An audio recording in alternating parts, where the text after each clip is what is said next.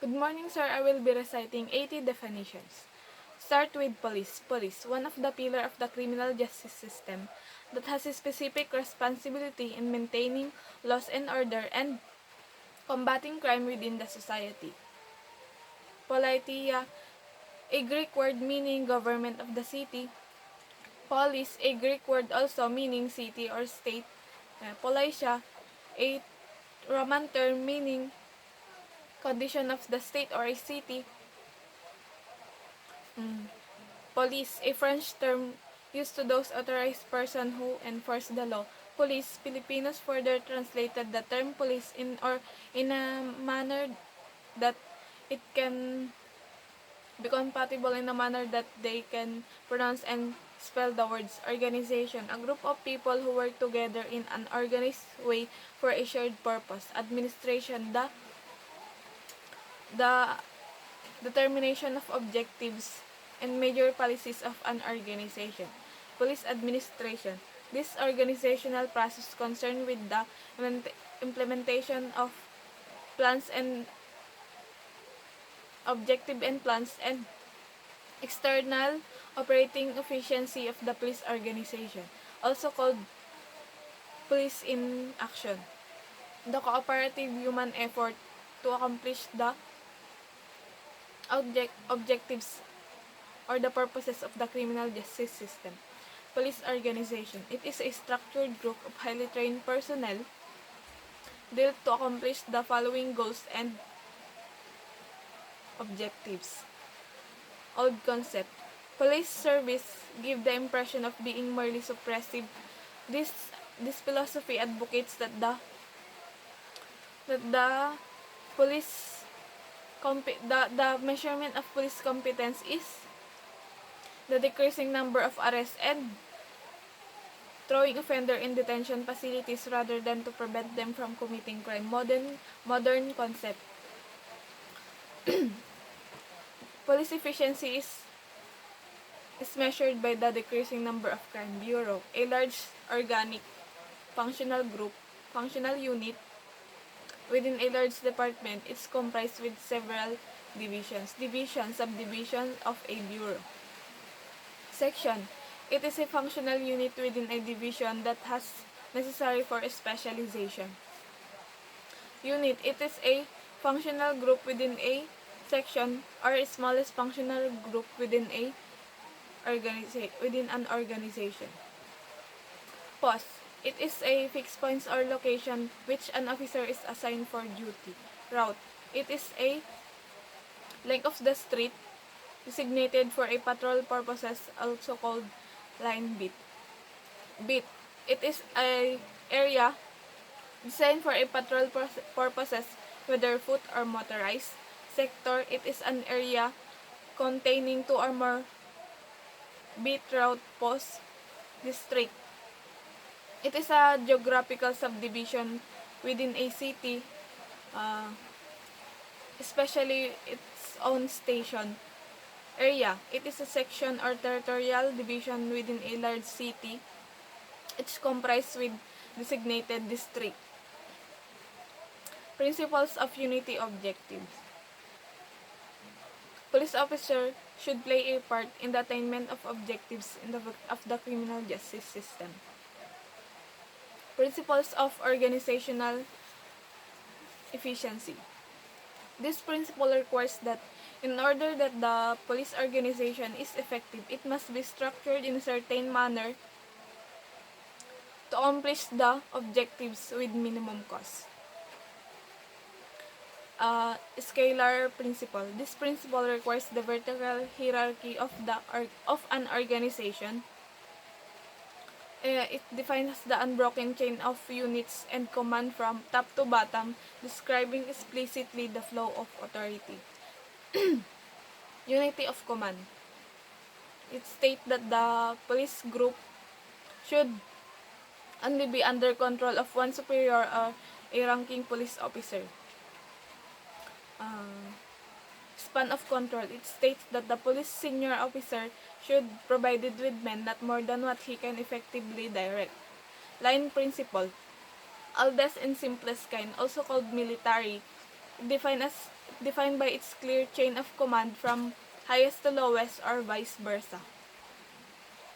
Functional principle. This principle is otherwise known as division of work. Uh, According to the type, time, place, and specialization. Principle of balance. This application of principles must be balanced. Division of work. Work specialization is can increase efficiency with the same amount of effort. Authority and responsibility. Authority includes the right to command and the power to require obedience. One cannot have authority without responsibility. Discipline. It is necessary for a organization to work effective. However, disciplinary process depends on the quality of leaders. Hierarchy of authority. Hierarchy of authority. It is the relationship between superior and the subordinate. Chain of command. It is the arrangement of police officer from top to bottom. It bases by the rank, position, or authority, or the end authority. Command responsibility. It states that the immediate commander should be responsible for the effective supervision and control. Operational unit.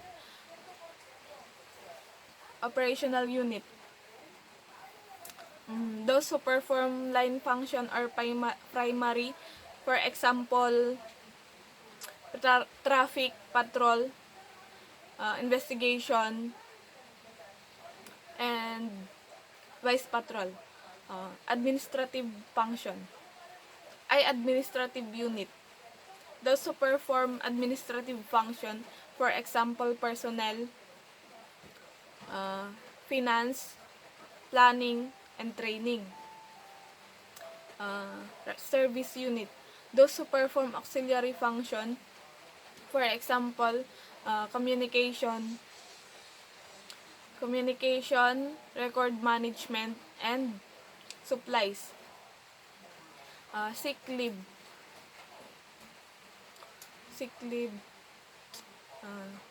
It is an image of police officer which an officer is free from a specific routine duty. Leave of absence. It is specified period during an officer is excused from active duty and direct operational of police force.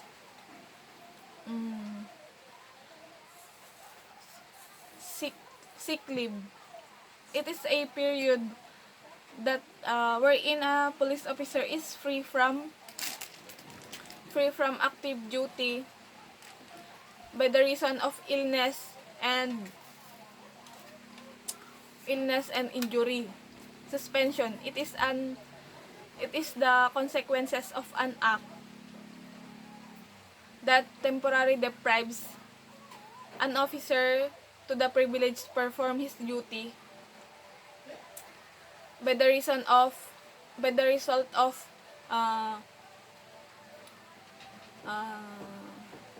violating in detectives and other departmental policies and rules. Rules may established by the police department directors and administrators to control the conduct PNP members of the police force. Duty manual.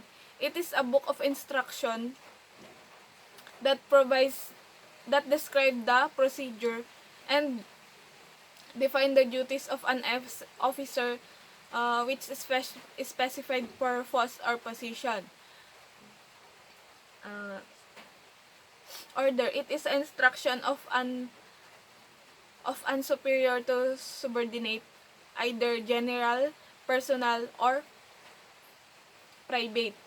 Report. It is usually a written communication, however otherwise specified for verbal reports, and it should be confirmed by written communication. Act number 175 provides the organization and government for Insular Constabulary.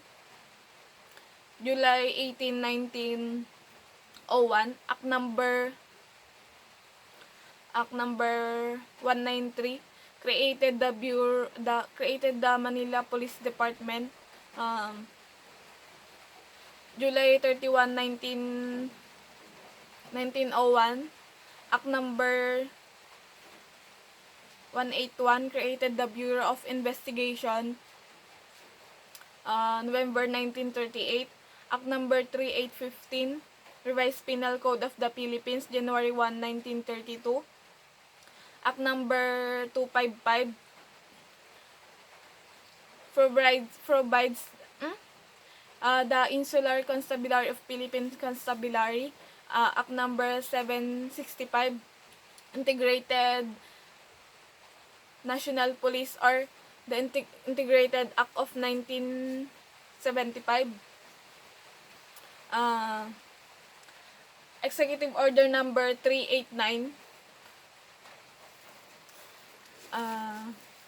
the Philippine Constabulary from Ministry of Commerce to Ministry of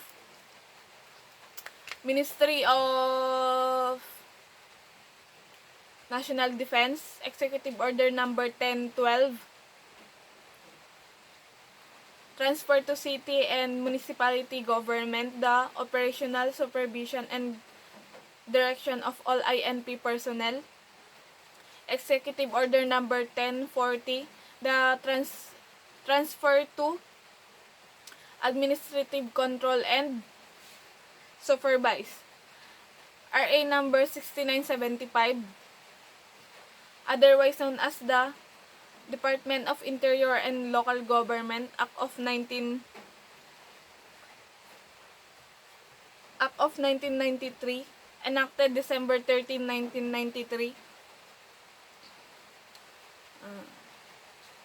Reorganized the ILG and established PNP, BGMP, BFP, and Public Safety College. RA number 8551, otherwise known as the PNP Reform and Reorganization Act of 1998, enacted February 25, 1998.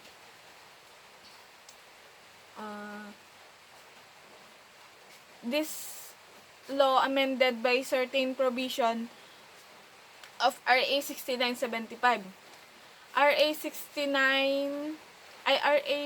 9708. It is a law amending provision of RA 6975 and 8551 for the minimum education qualification to the appointment of the PNP and the adjusting promotion system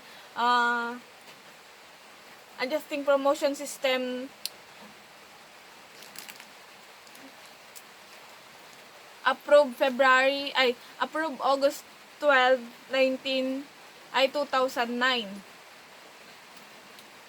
Ano pa? RA number 157 provide the creation of National Bureau of Investigation, July 19, 1947.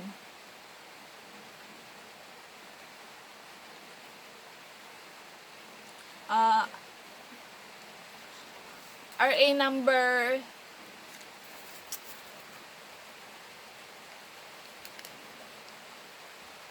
2678. RA number 2678 provides the expansion and reorganization of National Bureau of Investigation,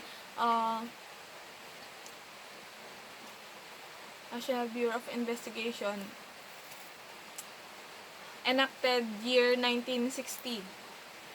RA number 6506, an act created the Board Examiners of Criminologists of the Philippines and other purposes. Rules of Court,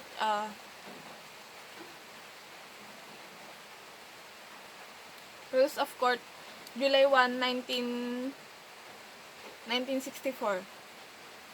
To promote the broad objectives of the criminal justice system and assist the parties of obtaining just and speedy and inexpensive determination of legal action and proceeding. Information Technology Management, primary task to provide technical expertise in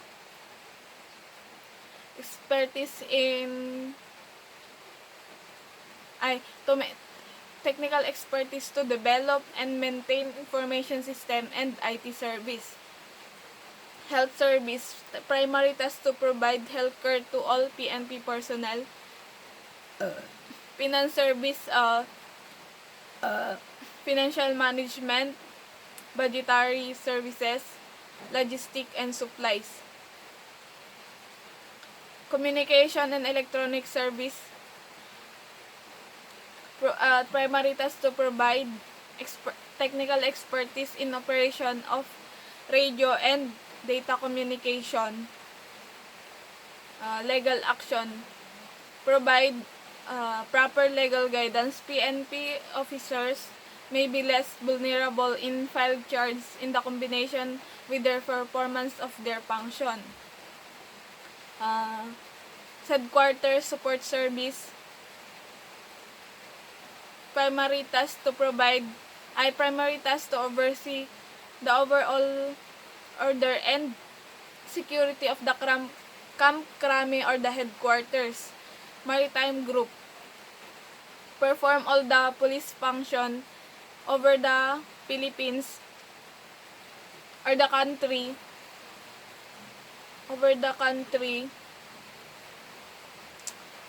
ay Philippines territorial water, lakes, river along coastal areas. Intelligence Group, it serves as the intelligence and counterintelligence of operation unit of the PNP. Police Security and Protection Group, provides security of government vital installation, government official, visiting dignitaries, and private individual who are authorized to be given a protection. Aviation Group, this group provides the protection of all airport throughout the country.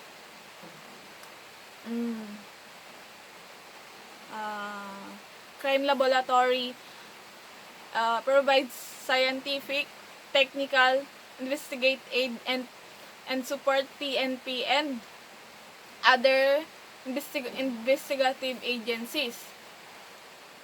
PNP Anti-Kidnapping Group, it serves as the primary unit of the PNP in addressing kidnapping in the country and handling hostage operation or situation. PNP Anti-Cybercrime Group, it is responsible from implementing pertinent laws in cybercrime and anti-cybercrime campaigns of the PNP. Directorate for Personnel and Record Management. The director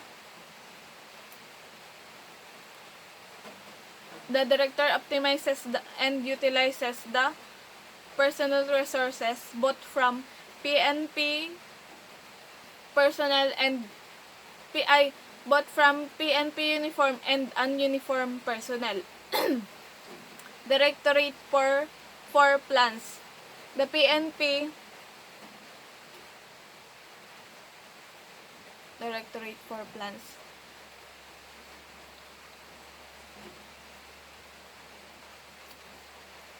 The PNP Directorate for Plans.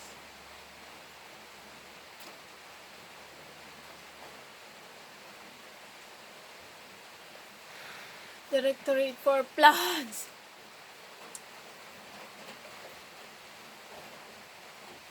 The Directorate for Plans. The director manage the director plans and programs the director plans and programs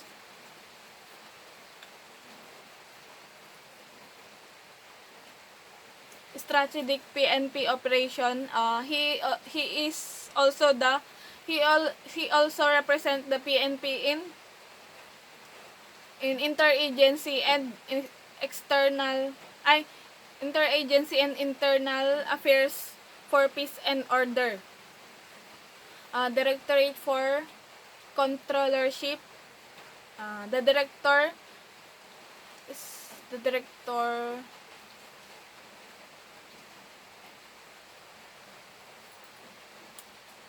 The director administers and manage the fiscal finance resources. Directorate for investigation and investigative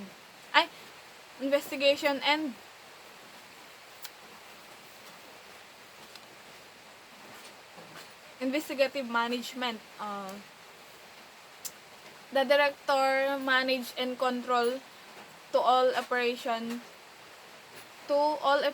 of the investigation.